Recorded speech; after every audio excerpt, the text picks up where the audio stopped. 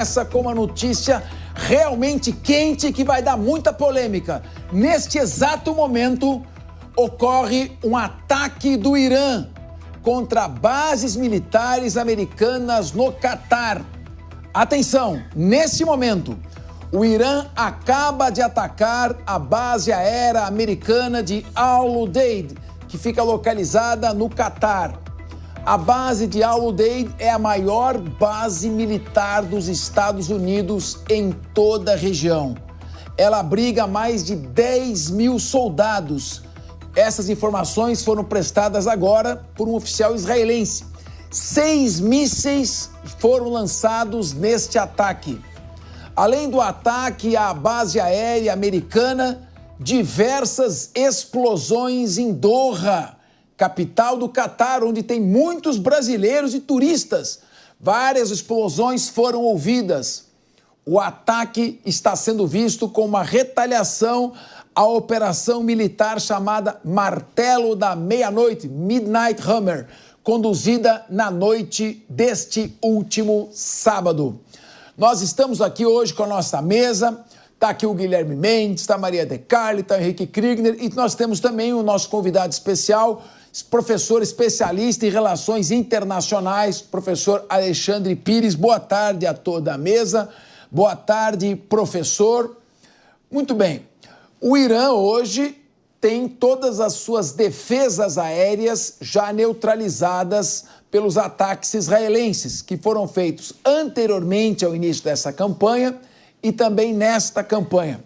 O Irã, portanto, tem muito reduzida a sua capacidade de resistir a bombardeios, seja de aviões, inclusive o B-2, que é o Stealth Plane, que é um avião que passa sem radar, praticamente invisível, e outros aviões, caças também, principalmente F-35 e F-16. Como o senhor interpreta este ataque, esta retaliação do Irã na base aérea americana, o que fatalmente provocará uma reação da maior superpotência nuclear do planeta? O Irã quer realmente que os Estados Unidos façam uma retaliação massiva para unir o povo em torno do regime teocrático? Pode sair o tiro, pode sair pela culatra na iniciativa de Donald Trump de destruir as bases subterrâneas de Fordow e as demais? Eu gostaria de ouvir a sua análise. Todo mundo que está nos assistindo agora, ouvindo Linha de Frente, quer saber o que pode acontecer, quais são os desdobramentos possíveis. Professor, boa tarde. Boa tarde, Capês. Nós temos a seguinte situação: a base que foi atacada é uma base de grande capacidade, já chegou a abrigar 11 mil militares americanos, e essa base ela tem uma posição estratégica porque ela está ali no Golfo, literalmente, ou seja, é uma base que está numa pequena península. Isso faz com que haja uma escalada do conflito. Os Estados Unidos agora vão ter que responder porque a capacidade de defesa americana foi testada. Nós temos que lembrar que também a base tem a sua defesa aérea e essa defesa aérea não foi eficiente, não conseguiu segurar o ataque. Então, provavelmente, os Estados Unidos agora vão dirigir mais destroyers, mais submarinos para aquela área, vão usar talvez Tomahawks como resposta para conseguir conter ali o ímpeto iraniano. Professor, antes de passar aqui aos nossos colegas que estão aqui conosco sempre, excelentes debatedores, por sinal, também especialistas nessa área, eu quero insistir com mais uma pergunta ao senhor. Eu ouvi alguns especialistas que integraram, inclusive, equipes militares em campanhas no Afeganistão, em campanha no Iraque, são, portanto, special advisors do secretário de Estado, do secretário de Estado de Segurança Internacional dos Estados Unidos, dizendo o seguinte: estou falando Douglas Macgregor, Scott Ritter, Jeffrey Sachs, enfim, e outros tantos aí que a gente tem acompanhado. Eles disseram que não é certo que os Estados Unidos tenham conseguido destruir os reatores nucleares e as usinas subterrâneas, sobretudo de Fordow. Foi uma grande explosão, não se sabe se ela estava realmente a 80 metros e que, portanto, pode ter sido um ataque que não foi totalmente eficaz a despeito do Donald Trump ter festejado o sucesso desse ataque. O que o senhor tem a dizer a respeito disso?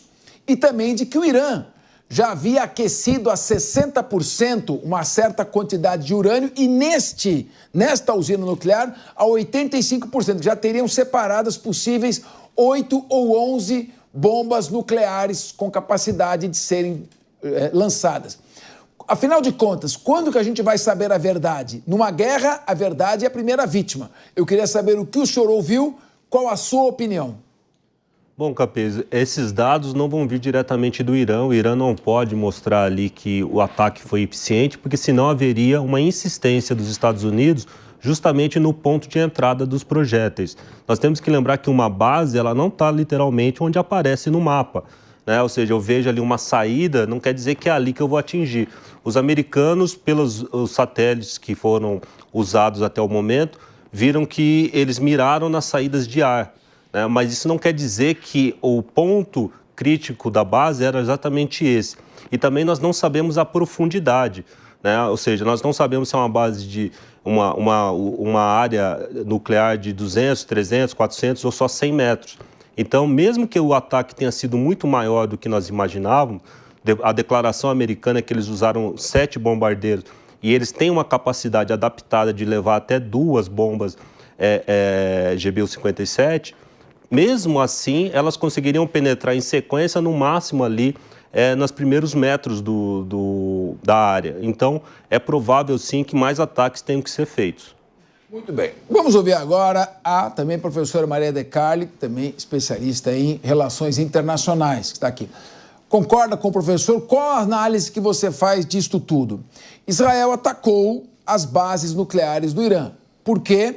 Porque, de acordo com a Agência Internacional de Energia Atômica, o Irã já tinha atingido, em muitas de suas usinas, o aquecimento do urânio a 60%. E daí, para fazer até 90% e ter o artefato nuclear, seria questão de apenas algumas semanas.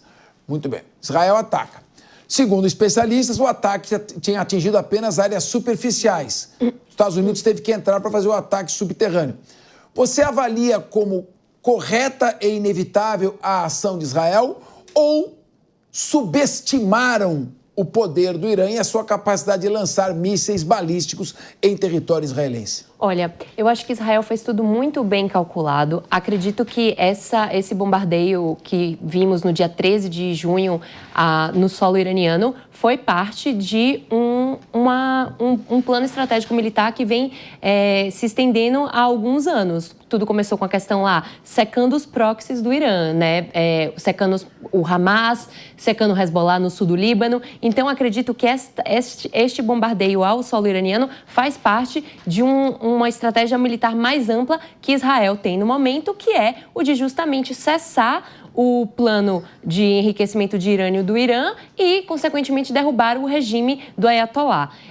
Então, acho que isso está bem claro em termos estratégicos de Israel, sendo muito pragmática aqui. E os Estados Unidos entrar neste conflito agora, neste último sábado, pegou todos um tanto de surpresa, né? O tempo, tinham falado que seria em 2 semanas, que estavam avaliando. O Trump estava ali na divisão com o seu eleitorado, com a sua base de apoio, que não apoia essa atitude dos Estados Unidos, mas acabou atuando e atacando as 3 bases nucleares iranianas, que, como a gente falou aqui anteriormente, vocês dois mencionaram, não sabemos qual foi, de fato, o impacto disso. O governo iraniano avisou que as centrífugas de aquecimento não foram afetadas, mas, como você bem falou, Capês, em guerras e conflitos, a verdade é a que mais se prejudica nisso. Eu acredito que agora a gente está diante de uma zona cinzenta, uma zona nebulosa de guerra. Essa atitude desse ataque que estamos vendo ao vivo aqui agora era uma das ações esperadas, que os estrategistas militares já contavam como uma das opções que o Irã teria.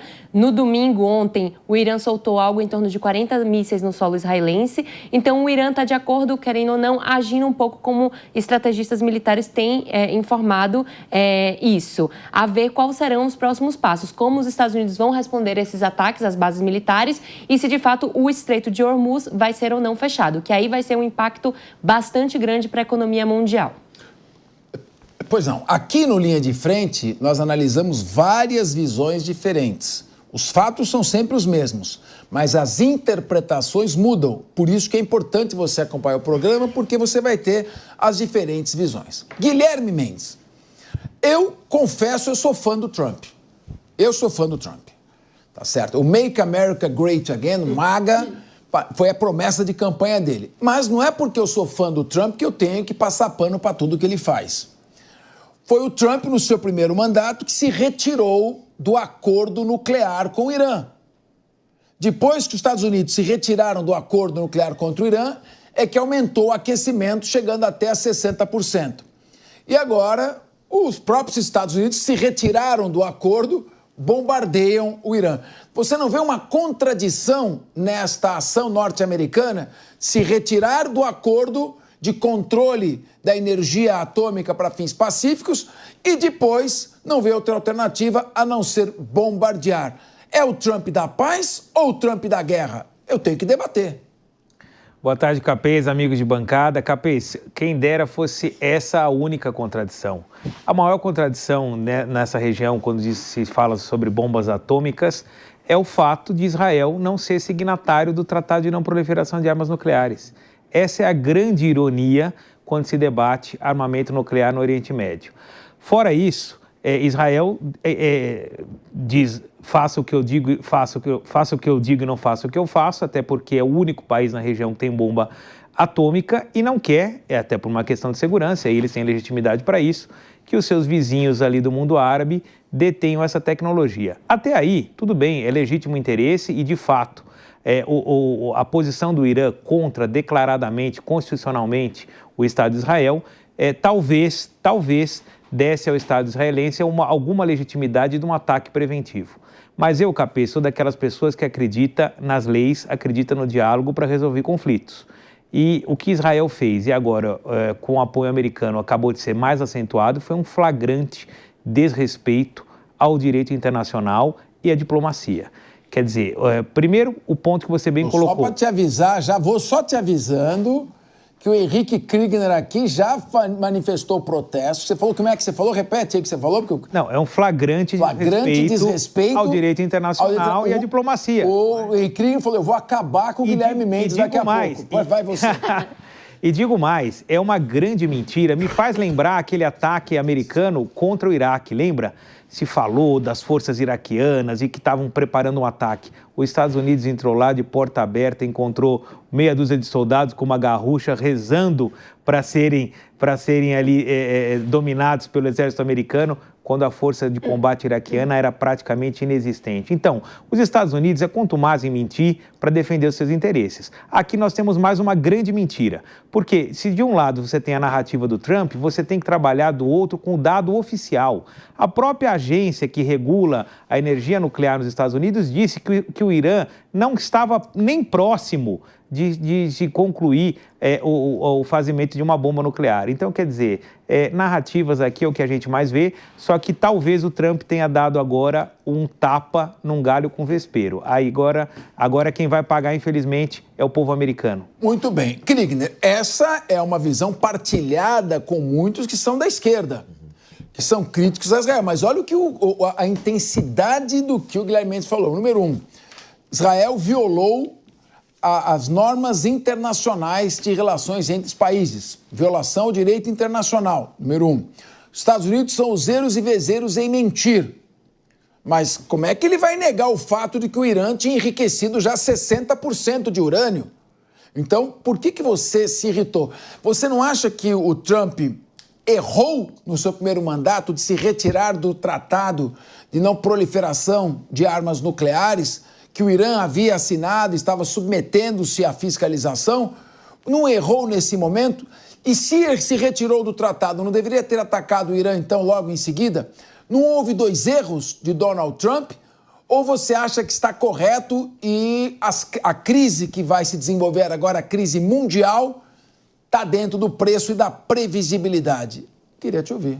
Eu gostaria, Capês, que o mundo fosse fácil de analisar e de organizar e de prever dessa maneira, né? A gente não pode esquecer que o presidente Trump não saiu do tratado ali com o Irã simplesmente porque ele acordou de mau humor e falou, vou sair do tratado, aqui está tudo indo bem e perfeito. Existiam denúncias, e denúncias bastante contundentes, de que o Irã estava desrespeitando esse tratado e Pior, estava investindo em proxies terroristas contra aliados americanos. Foi com base nessas alegações que os Estados Unidos saiu. Não vamos esquecer que em 2015, quando esse tratado teve toda a movimentação no tratado, perguntaram para o Ayatollah, e aí, como é que fica a questão de Israel, o relacionamento Irã-Israel? O Ayatollah Khamenei respondeu o seguinte: Israel não dura mais 15 anos, não tem mais 15 anos pela frente. 15 anos de 2015 e 2030, nós estamos em 2025, faltam 5 anos para que a promessa dele de que Israel não exista mais se cumprisse. Nós vamos esperar mais o quê? A gente tem que lembrar aqui, eu acho que é importante posicionar isso sempre. Quando se pergunta, Israel não é signatário, Israel tem bombas nucleares, os vizinhos não têm. O problema não é que o Irã venha enriquecer urânio para desenvolver energia nuclear. O problema não é o Irã, o problema não são os iranianos. O problema é um regime que se sustenta em cima de premissas terroristas e que declaradamente se posiciona a favor da erradicação de um outro Estado no cenário internacional. Esse é o maior problema. O problema não é iranianos com potencial de desenvolver bombas somente. O problema é um regime, um ayatollah e o seu sistema político fazendo com que essas bombas possam servir para destruição de um Estado e de uma população. Aí, quando a gente considera isso, nós mostramos que não estamos em pé de igualdade. Não é uma discussão entre Israel, Estados Unidos, e aí o posicionamento, inclusive, dos Estados Unidos nessa questão prévia, né, aos ataques, ele fica em segundo plano. E aí, só para rapidinho, só responder a tua pergunta da questão do direito internacional. O que tem se aventado muito é que Israel feriu aí com o artigo 51, a convenção, né, de número 51 do direito internacional, que vai dizer que você não pode atacar sem uma prévia autorização e que não seja em legítima defesa. Esse é um argumento também questionável, porque já está comprovado, foi encontrado nos escritórios do Hamas, teve outras evidências também do investimento iraniano, do regime dos ayatollahs, para o investimento financeiro e treinamento das tropas do Hamas para o atentado ali de outubro de 2023. Então, posto isso, o argumento pode ser, não estou dizendo que é isso que é a justificativa, mas o argumento de legítima defesa ainda não pode ser descartado. Muito bem. É a chamada legítima defesa pré-ordenada, preventiva, né? Você age antecipadamente para evitar um ataque. Israel já havia feito isso em 67.